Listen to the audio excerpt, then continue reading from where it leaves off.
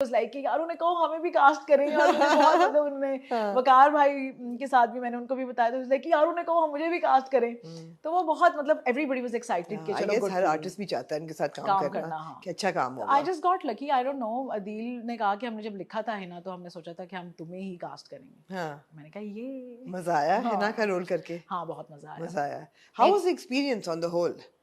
It was very good. हाँ, एक तो ये कि all of the people that I have always admired, Suhail Ahmed Sahab और टीपू भाई और बाकी सब लोग, तो मैं और Kashif of Kashif course, of Nisar of course. Course, मैं इतनी वो थी कि यार इतने बड़े बड़े लोग, पर लेकिन हाँ, मेरे लिए हाईलाइट थी to meet Amanat Chand, because he okay, has been my absolute favourite for like the longest time. Right. मुझसे कभी भी कोई पूछता ना आपकी फेवरेट कमेडियन, आपकी हाँ, फेवरेट आर्टिस्ट, आई हाँ। Always just say Amanat Chand, because एक सीन था ना आपका जिसमें हाँ, और एक वो भी सीन ये था कि मुझे हाँ, पता चला कि कल हमारे सेट पे अमानत चंद ने आना है, ओह गॉड, और हाँ। मुझे उन्होंने कहा कि आपका तो कल कोई सीन नहीं है तो आपकी छुट्टी है, and I was like what. मैंने अदील को मैसेज किया, मैंने कहा अदील यार ये क्या बकवास है, उन्होंने आना है और मुझे मैंने कहा आप मुझे वैसे ही बुला लें सेट पे, हाँ। मैं वैसे ही आ जाऊंगी। तो फिर मुझे अदील ने कहा कि अच्छा मेरी बात सुनो, हमने उस सीन में ना तुम्हें भी लिख दिया है कि हिना चाय बना रही होती है, हाँ, तो ठीक तुम है। घर में ही होगी ना, तो ये हाँ, तो बल्कि काशिफ सर ने कहा कि सर उन्होंने जो सुहेल अहमद साहब को कहा कि सर देखो इन्हें डायरेक्टर ਨਾਲ डायरेक्ट राब्ता कीता है हाँ। कि भाई उन्हें लिखवाया है अपना कैरेक्टर कि भाई मैनू भी विच शामिल करो। तो वो सेट पे मैं यूं थी कि ओ माय गॉड, वो मेरे लिए सबसे बड़ा जिसे कहते हैं ना वो फैन गर्ल हाँ, मोमेंट था मेरे लिए। हाँ। तो क्योंकि एवरीबॉडी वाज, जिनको हम देख देख के हम बड़े भी हुए हैं, और मेरे लिए तो बहुत मतलब मैं तो आधा टाइम ऑल स्ट्रक रहती थी कि अच्छा अब ये और उनको देखना, और ओवरऑल भी everybody was so kind. It seemed so. Everybody हाँ, seemed to be even having a on good काला time. डोरिया सेट हाँ, ऑल द कास्ट, मुझे कभी भी नहीं लगा कि यार कोई आउटसाइडर है या पहली दफा काम कर रहे हैं, the cast has been amazing, और सबके साथ मेरी फटाफट दोस्ती भी होगी, और मैंने दोनों सेट्स पे बहुत एंजॉय किया है, that's good. Specially on Stand Up Girl, क्योंकि उस पे there was a lot to learn मेरे लिए, वो मुझे बहुत अच्छा लगा। तो सबसे बड़ा सवाल जो उठता है आपके किरदार को लेके वो तो यही उठता है, और हर सबने पूछा ये सवाल कि भाई दो शूटर्स हैं, एक तो बड़ा ही खूबसूरत एक शायर है जो बातें बहुत अच्छी करता है और दिल जान से निसार है हिना पे, दूसरा जो है वो अब्बा जान का एक बड़ा यूजलेस साइडकिक है जो कुछ नहीं करता, एक गंदी सी टोपी पहन के बैठा रहता है, और खोली में खुदा जाने पिछले से क्या हो रहा वो है, मतलब इतनी सारी टोपियां थी, गंदी नहीं थी, वो अच्छा हर सीन में साफ साफ टोपी पहनते थे। ठीक है, ठीक है, आई कैन सी लॉयल्टी की तो जा रही है। हाँ। तो वो हिना ने चुना लेकिन राजू को तो समझ नहीं आई कि यार हिना ने क्या देखा राजू में। देखिए अब ये सवाल तो बहुत सारे लोगों ने मुझसे किया, और हाँ, मैंने फिर राइटर से किया, ठीक है। अदील और अवैस से। मैंने कहा भाई लोग कह रहे हैं कि मिर्जे को क्यों नहीं चूज किया, हाँ, आखिर मिर्जे में ऐसी क्या कमी थी। तो उसने कहा कि भाई देखो Hina is a woman who has always wanted that kind of romance, कि कोई बंदा मेरे ऊपर फिदा हो और मरे और ये, और उसको जिंदगी में कोई इस तरह की इंपॉर्टेंस नहीं मिली। मगर बेचारा मिर्जा भी तो फिदा हो रहा था। लेकिन अब ये राइटर ने मुझे खुद कहा है, ये तो ये हाँ, आप उनसे ये पूछ लें, नेक्स्ट मेरे ख्याल से यू शुड इनवाइट हाँ, अदील और उससे हाँ, ये सारा पूछे। इज लाइक यार मिर्जा का जो प्यार था ना towards Hina, it was more of a flirtatious थिंगी, कि अच्छा, ऐसे बस जो ठरक टाइप एक सीन ठीक था। है।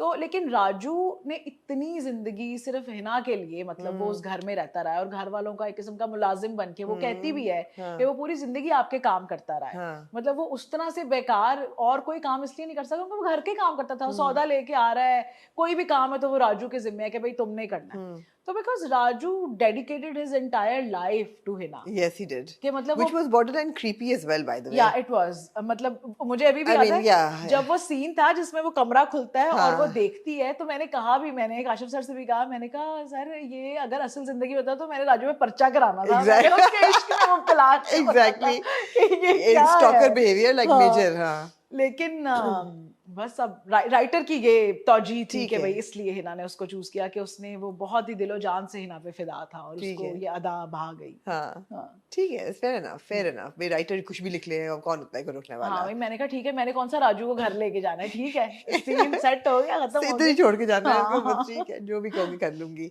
बिल्कुल ठीक है। Tamkina, how did you see the ending of the drama? आपको क्योंकि ओपन एंडेड है ऑब्वियसली, बताते नहीं है कि Ruzara and Kabir end up together और नॉट, हर एक आपकी अपनी इंटरप्रिटेशन है, आपकी क्या है?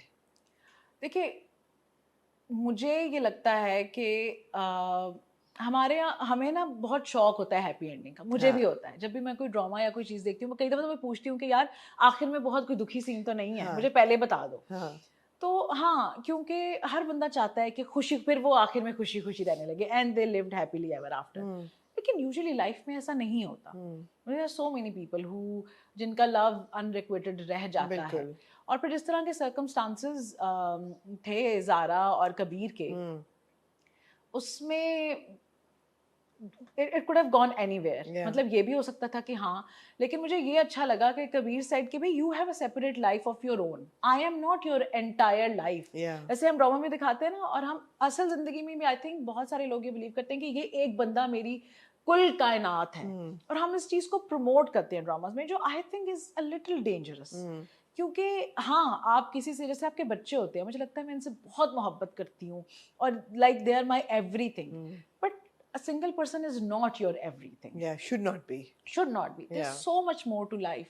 Like वो एक budding artist है, उसका एक अपना career है, उसकी अपनी फैमिली है, एंड वो उसको भी यही कहता है कि भाई तुमने बहुत कुछ करना है, तुमने बहुत आगे जाना है, and I don't want to be a hurdle in that. और कल को जब तुम कहीं परफॉर्म कर रही होगी और तुम्हें अपनी ऑडियंसेस में मैं कहीं नजर आऊंगा, तो मतलब एक तरह से वो यही कह रहा होता है कि मैं तुम्हें देख के खुश होऊंगा कि तुमने इतना कुछ अचीव कर लिया, तुम मुझे देख के खुश होगी कि मैं मतलब I am there for you. तो उस तरह की एक dynamic, I think it was very healthy. I thought so too. I thought so.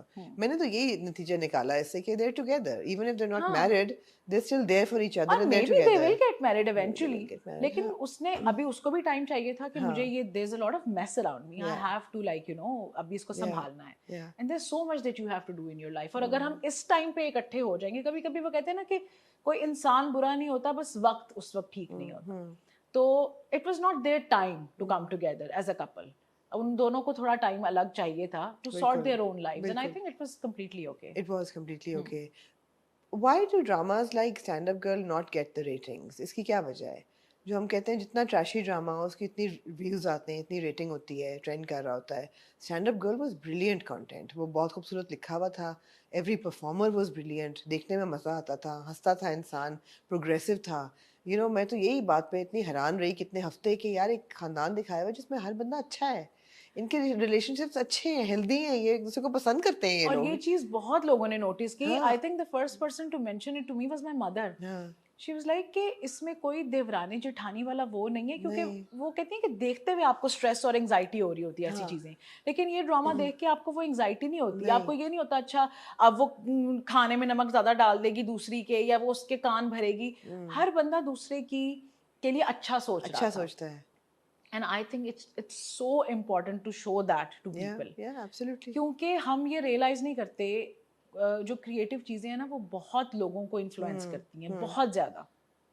जब लोग जो देखते हैं ना वो उस तरह somehow करना शुरू कर देते हैं। जितनी आप ऐसे रिलेशनशिप्स दिखाएंगे ना जब, तो लोगों के जहन में अच्छे गुमान आने शुरू हो जाएंगे। बिल्कुल। लोग इतने बदगुमान हो गए हैं एक दूसरे से, और उसमें बहुत बड़ा आई थिंक रोल है, क्योंकि हम ड्रामाज में इस तरह की चीजें दिखाते हैं कि हर बंदा आपकी जड़ें काटने में लगा हुआ है, देवरानी जेठानी के लिए गलत कर रही है, दोस्त है तो वो आपको चीट कर रही है, बहन है तो वो कर रही है।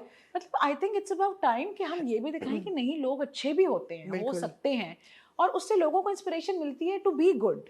But what do you do with the fact कि जब आप ये दिखाते हैं तो उस पे व्यूज नहीं आते, और जब आप दिखा रहे हैं कि एक बहन दूसरी की जड़ें काट रही है उस पे व्यूज आ रहे हैं, तो ये क्या आवाम पागल हो गई है या देखने वाले क्या है? I think it's got a lot to do with how that thing is also promoted. मुझे लगता है कि हमारे चैनल्स जो हैं वो लोगों को प्रमोट करते हैं, प्रोजेक्ट्स को नहीं। और जो लोग, उन्हें लगता है कि अच्छा ये जैसे स्टार्स हैं